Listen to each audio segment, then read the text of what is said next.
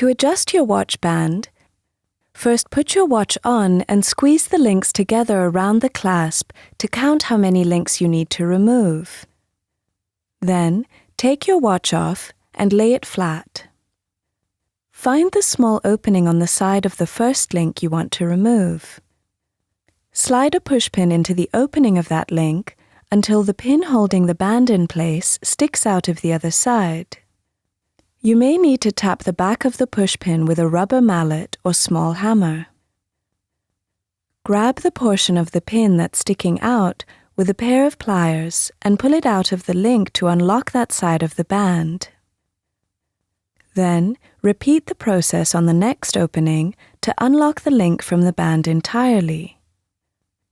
Once you've removed enough links, slide the two open links together. Slide one of the pins you removed into the hole over the clasp where the two links meet. Push it back into place or tap the back with a rubber mallet to finish adjusting your watch band.